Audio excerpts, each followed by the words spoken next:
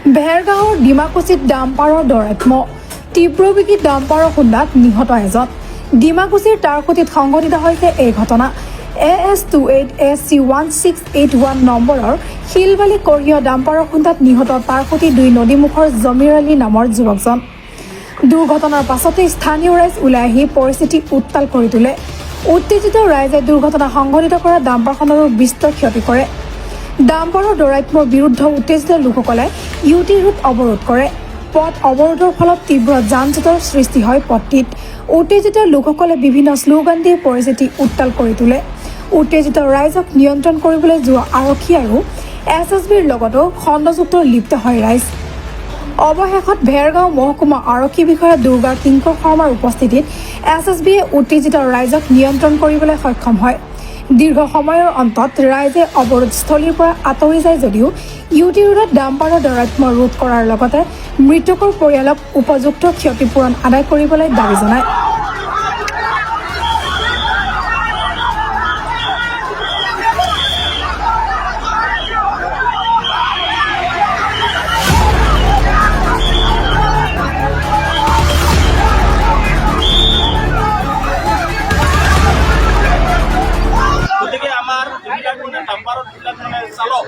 চালকসকলে যাতে ডাম্পাৰখিনি কণ্ট্ৰল চলায়।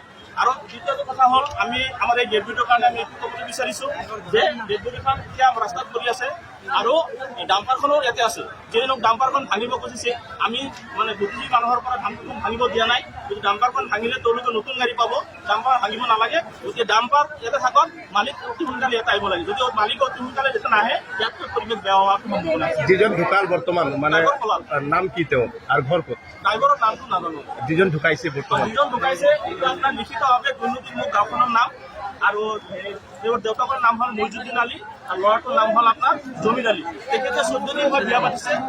এতিয়া তেওঁৰ বিশেষ মনমোহৰ অৱস্থা। এতিয়া তেওঁক হস্পিটেলত ফোন কৰা হৈ আছে।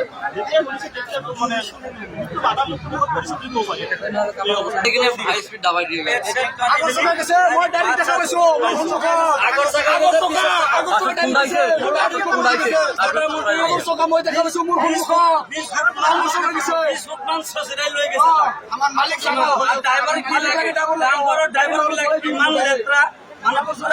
মাল চাল খায়, দাৰু চাৰু খায়, গাড়ীটো ইমান দাবাই থাকে, সৰু গাড়ীগিলা পাত্তাই নেযায়।